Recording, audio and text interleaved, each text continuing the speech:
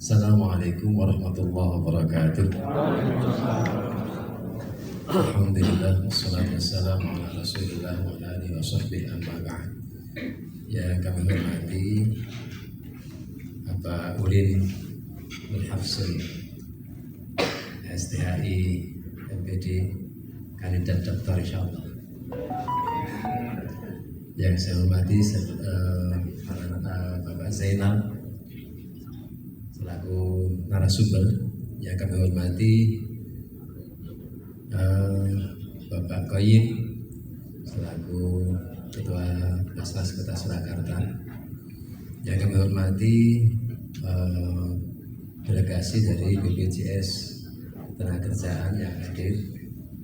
Yang kami hormati seluruh jajaran pengurus PD DMI Kota Surakarta dan pengurus cabang DMI Kota Surakarta di masing-masing kecamatan dan seluruh pengurus masjid yang diundang pada kesempatan siang sore hari ini yang saya hormati. Pertama, mari kita bersyukur pada Allah SWT. Kita siang hari ini bisa menghadiri kegiatan DMI Kota Surakarta dalam rangka pembinaan Takmir Masjid Agung Surakarta dalam kapasitas sebagai pengurus Masjid Agung Surakarta. Nanti akan disampaikan oleh para narasumber supaya optimalisasi fungsi masjid itu adalah lebih luas lagi sehingga kita semuanya menjadikan masjid basis pelayanan, baik pelayanan peribadatan, pelayanan sosial, pelayanan pendidikan, pelayanan apapun lah. Semua harus kita layani sehingga masjid menjadi basis kekuatan umat Islam di dalam dakwah di masa-masa yang akan datang. Tentunya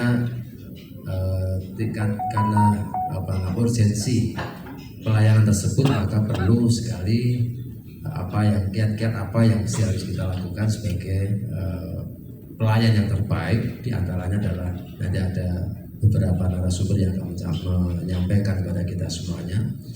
Masjid harus ramah, 5 ramah dari yang kedua, masjid harus sebagai tempat pusat moderasi beragama dan seterusnya, sehingga masjid menjadi betul-betul pelayanan di internal kita umat Islam yang notabene di Solo ini kan multi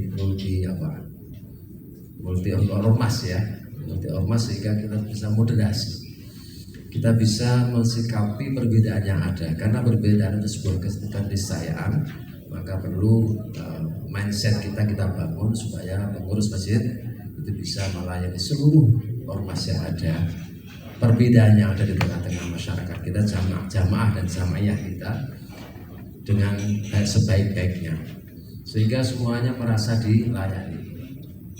Kemudian yang kedua, di samping itu juga sudah disampaikan oleh panitia tadi bahwa PDDMI Kota Surakarta bekerja sama, di samping kita optimalisasi pelayanan kepada jamaah, juga akan meningkatkan optimalisasi pelayanan yang ngurusi, yaitu pengurus dan yang ngurusi masjid ini. Di antaranya adalah kita akan kerjasama dengan, sudah kita lakukan dengan Basnas dan BPJS Ketenagakerjaan untuk memfasilitasi BPJS Ketenagakerjaan kepada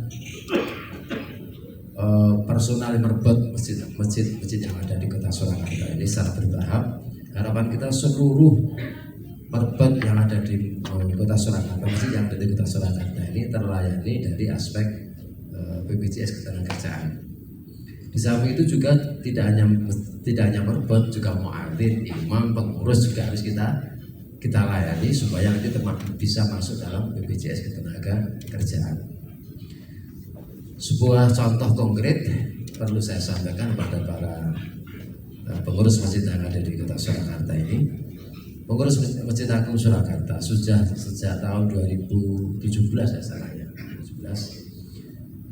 sudah kita tenaga kita sudah kita masukkan ke BPJS Ketenagakerjaan.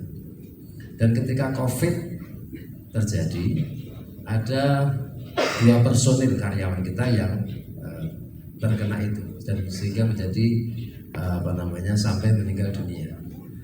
Karena meninggal dunia, maka alhamdulillah kemarin kita sudah menerima manfaat dari BPJS Ketenagakerjaan itu. Masing-masing orang ataupun peserta mendapatkan kurang lebih sekitar 42 sekian juta.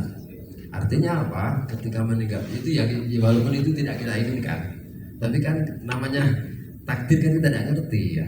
Kita tidak ngerti. Maka kita persiapkan supaya sing pengurusi, misalnya saya sebagai pengurus karyawannya atau pemerbote meninggal itu kan ketika ada jaminan semacam itu kita ayam juga. Sebagai pengurus ayam juga. Berbeda ketika kita sebagai pengurus tidak ada layanan seperti itu. Mindah kosore hati ini meninggalkan anak cucu dan seterusnya, tidak ada kita sendiri pengurus dalam menyantuni juga terbatas. Oleh karena itu dengan cara ini harapan kita seluruh perbot yang ada di masjid yang ada di Kota Surakarta ini tercover layanan BPJS Ketenagakerjaan. Di samping itu juga pengurusnya. Ada 4 karyawan kita yang sudah mendapatkan manfaat itu. Yang terakhir kemarin sekitar bulan September atau bulan Oktober itu meninggal dunia. Di samping BPJS Ketenagakerjaan, Masjid Agung alhamdulillah ada tabungan hari tua. Sehingga kemarin itu yang meninggal terakhir dari karyawan kita mendapatkan pelayanan BPJS Ketenagakerjaan itu sekitar 54 jutaan. Dan alhamdulillah di samping itu nanti anaknya itu juga mendapatkan beasiswa sampai selesai kuliah. Ini kan sungguh luar biasa. Ketika saya dalam hal ini sebagai pengurus Masjid Agung Surakarta, ada karyanya meninggal kemudian ada jaminan seperti itu, kita kan nyaman. Secara emosional kita tidak terbebani sekali. Oleh karena itu harapan kita ke depan nanti kita ingin secara bertahap, secara sistemik ya, bertahap kita akan selalu mendorong supaya masjid-masjid yang ada di Kota Surakarta ini tenaga perbotnya, kemudian muadzinnya, kemudian imamnya juga mendapatkan serta pengurusnya itu tercover dalam BPJS Ketenagakerjaan. Nanti teknisnya akan kita lakukan bersama-sama, baik nanti dengan Basnas maupun dengan badan yang lain. Kemarin ada yang menawarkan dari BSI Maslahat, BSI Maslahat. Tapi yang pertama kita kerjasama dengan Basnas, insyaallah. Ketika nanti Basnas mencukupi ya Basnas dulu lah. Dan ini bagian dari mustahik juga. Yang kedua, di samping BPJS Ketenagakerjaan juga kita akan mendorong supaya masjid-masjid ini, pengurus masjid dan karyawan yang memiliki usaha-usaha kecil. Kemarin kita kerjasama dengan BSI Maslahat akan mendirikan BMT di Gajahan itu. Dan harapan kita nanti anggota juga ada di antara bapak-bapak sekalian atau ibu-ibu sekalian yang memiliki usaha UMKM. Itu nanti permodalannya bisa kita sampaikan ke BMT BSI Maslahat yang ada di Gajahan itu. Ini baru kita bentuk. Kemarin kita serunding dengan BSI Maslahat Pusat. Alhamdulillah kemarin sudah agak mengerucut. Mungkin minggu ini atau bulan ini atau bulan depan itu akan sudah berdiri BMT BSI Maslahat di Gajahan. Harapan kita nanti anggota-anggotanya bisa dari karena yang utama itu tentu yang berKTP Solo kan gitu kan, yang berKTP Solo. Harapan kita nanti dipenuhi oleh manfaat itu kita ambil, kita manfaatkan supaya yang berbot atau pengurus yang ada di masjid-masjid Kota Surakarta ini memiliki jaringan-jaringan yang lebih baik dari sisi ekonominya. Yang kedua, insya Allah kami tadi dikontak oleh BSD Maslahat untuk menyampaikan ini, dan mudah-mudahan nanti ada apresiasi dari para Bapak Ibu sekalian dari pengurus masjid yang ada di Kota Surakarta ini. Dan yang berikutnya, saya mengharapkan ya, kita berdoa hari ini saudara-saudara kita banyak yang mengalami musibah. Di Aceh belum selesai penanganannya, di Sumatera Barat, di Sumatera Utara, terakhir kemarin di Tegal. Dan ini merupakan tanggung jawab kita. Saya mohon kiranya para pengurus masjid menyisihkan sebagian atau membuat penggalangan dana supaya nanti surat edarannya sudah dibuat Pak Amin.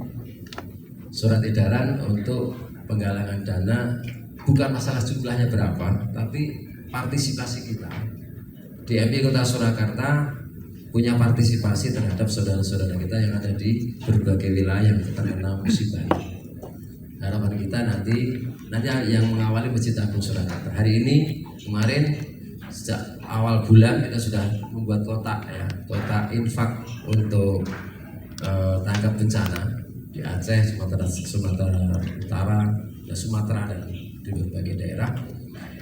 Dan alhamdulillah Jumat kemarin infak yang terkumpul di Masjid Agung Surakarta kita serahkan kepada saudara-saudara kita yang ada di Sumatera. Akan kita salurkan melalui Basnas Kota Surakarta. Dan insya Allah hari ini dana sudah kita bawa, nanti akan kita sampaikan melalui, sebenarnya kemarin kita membentuk keuangan bendahara yang mengumpulkan ini. Ini sebagai awal saja, nanti kita serahkan ke Basnas, kemudian nanti ditindaklanjuti ke masjid-masjid yang ada di Kota Surakarta ini. Mudah-mudahan nanti Bapak-Ibu sekalian bisa menggerakkan jamaah untuk peduli kepada saudara-saudara kita yang ada di wilayah-wilayah yang terkena bencana. Mari kita doakan, mudah-mudahan yang terkena bencana diberikan kekuatan lahir batin, yang meninggal diberikan digolongkan oleh Allah SWT sebagai syahidnya Allah SWT. Mati yang mati syahid. Amin ya rabbal alamin. Al-Fatihah.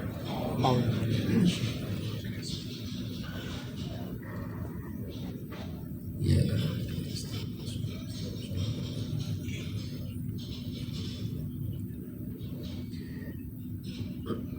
Bapak Ibu sekalian yang saya hormati, alangkah tidak bijak ketika saya terlalu lama karena waktunya sudah mundur ya.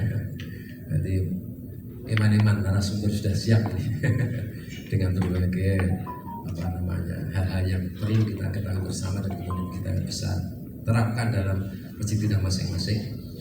Sekali lagi kami atas nama pengurus DMI Surakarta, terima kasih kepada panitia yang telah mempersiapkan kegiatan ini, dan mudah-mudahan kegiatan siang sore hari ini betul-betul bermanfaat untuk kita semuanya. Dan apabila dalam sambutannya ada hal yang kurang, kami mohon maaf yang sebesar-besarnya. Sebelum kami tutup, mohon kiranya Pak Hadi, Bendahara Masjid Agung Surakarta, bisa ke depan untuk menyampaikan ke Basnas Kota Surakarta. Moga Pak Hadi dan Pak Koyim. Saya kira itu saja. Terima kasih. Assalamualaikum warahmatullahi wabarakatuh. Waalaikumsalam warahmatullahi wabarakatuh.